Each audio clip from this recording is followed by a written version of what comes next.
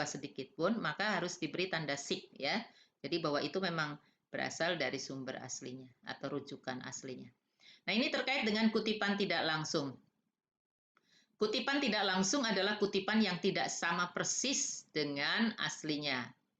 Pengutip menyadur, mengambil ide dari suatu gagasan dan menulisnya sendiri dengan kalimat dan bahasa sendiri. Jadi intinya itu ide asli, ide inti dari penulis asli atau sumber rujukan aslinya itu harus tetap sama ya, tidak boleh berubah, hanya kita mengubah dari cara pemaparannya terkait dengan teknik penulisan kebahasaannya saja.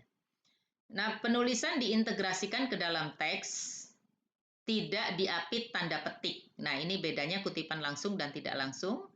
Jadi kalau tidak langsung itu kutipannya tidak perlu diberi tanda petik 2. Spasi sama dengan teks dan tidak mengubah isi atau ide penulis asli.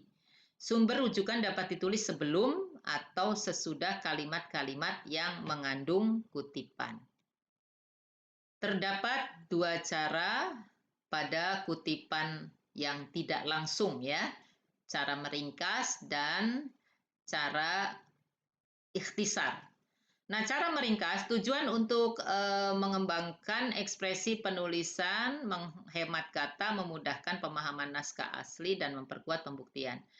Prosesnya diantaranya dengan membaca cermat keseluruhan naskah asli dan merangkum pikiran utama. Jadi kita bisa merangkum pikiran utama kalau itu terdiri atas beberapa paragraf. Itu cara meringkas yang pertama untuk mengutip ya pendapat orang lain secara tidak langsung.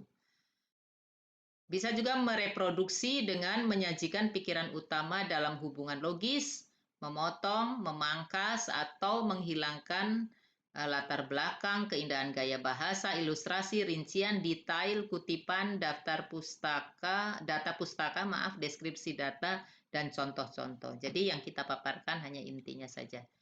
Kemudian menyusun ringkasan dengan mempertahankan keaslian naskah, pikiran pengarang, pendekatan naskah, urutan istilah-istilah, data yang sudah diolah, hasil analisis, simpulan, dan sudut pandang pengarang asli.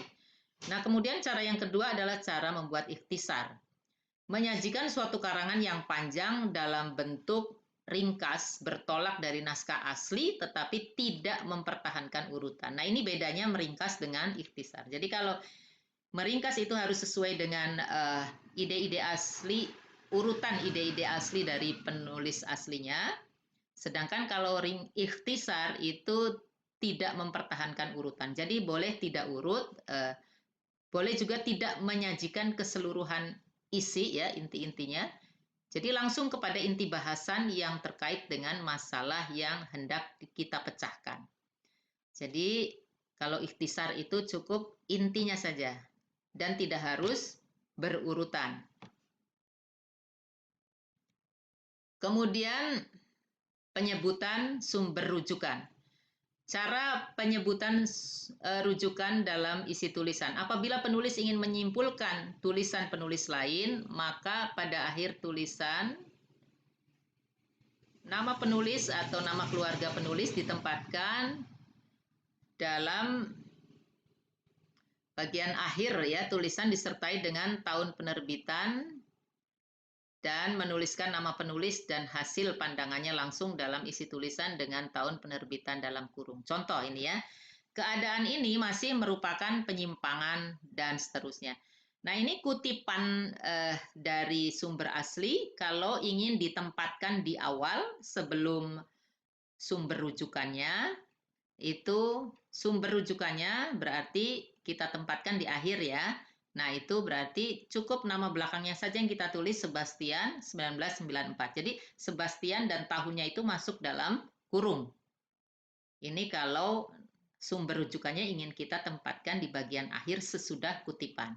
Tapi kalau sumber rujukannya mengawali kutipan, jadi sumber rujukan dulu baru kutipan pendapatnya, berarti Sebastian ya, contoh Sebastian tadi, Sebastiannya di luar ya. Kemudian yang di dalam kurung cukup tahun. Nah, kalau ada halaman silakan halamannya menyimpulkan bahwa keadaan ini masih merupakan penyimpangan bla bla bla dan seterusnya ya. Itu teknik penulisan kutipan sebelum atau sesudah kutipan ya, teknik penulisan sumber rujukannya. Jadi cukup yang kita tulis adalah nama belakangnya saja. Misalnya Tati Sri Uswati berarti Uswatinya saja yang ditulis di dalam inat atau kutipan dalam ini ya, kutipan perut ini. Apabila rujukan tersebut mempunyai dua penulis, maka tulis kedua nama akhir keluarga para penulis tersebut. Misalnya contoh, kesimpulan tentang bla bla bla bla sesuai dengan, nah ini kebetulan rujukannya ada dua ya, Clinton dan Reagan.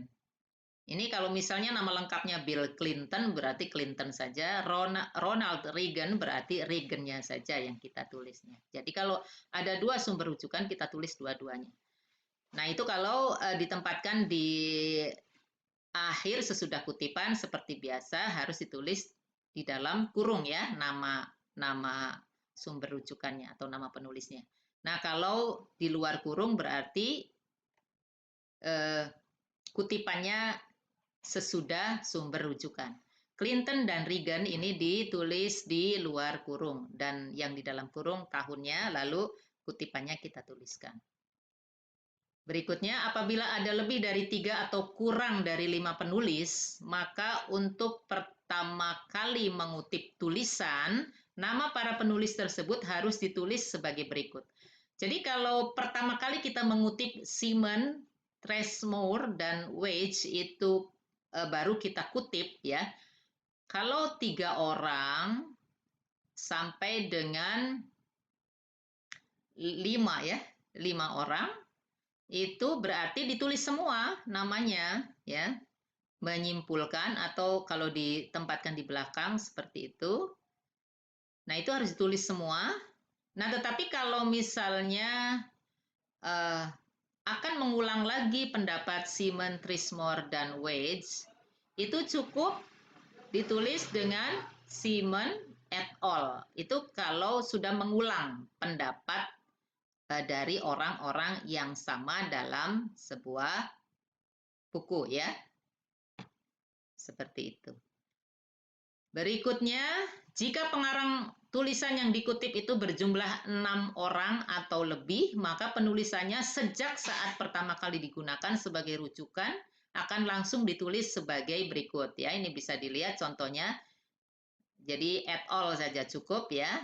Nah, seperti itu.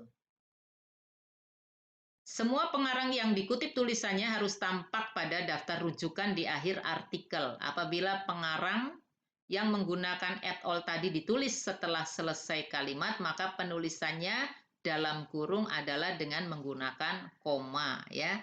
Ini para penulis menyimpulkan. Nah, ini ya. Jadi kalau misalnya di akhir tulisan sumber rujukannya kita tulis berarti masuk ya, masuk dalam kurung. O'Connornya et al. 1998. Ini bisa kalian baca sendiri ya. Saya kira itu intinya ya. Dan untuk slide-slide selanjutnya bisa kalian baca sendiri, pahami sendiri, dan mudah-mudahan apa yang saya sampaikan bermanfaat dan juga bisa dijadikan sebagai bahan pembelajaran untuk menghadapi UAS dan untuk diterapkan ketika kalian menulis karya ilmiah atau menulis tugas akhir. Oh, yang perlu kalian ingat lagi bahwa ketika kita menulis penomoran halaman ya, itu ada beberapa bagian pada karya ilmiah itu. Yang pertama adalah bagian awal ya atau bagian pendahuluan. Maaf, bagian awal atau bagian pendahuluan itu biasanya berisi tentang halaman sampul ya, kemudian halaman pengesahan atau persetujuan, kata pengantar, daftar isi, abstrak ya, kemudian ada juga daftar tabel, daftar gambar. Nah, bagian permulaan atau pendahuluan atau bagian awal karya ilmiah itu tidak diberi penomoran dengan angka Arab. Jadi pakai penomoran Romawi kecil ya. Seperti I itu ya. I itu berarti satu Romawi kecil.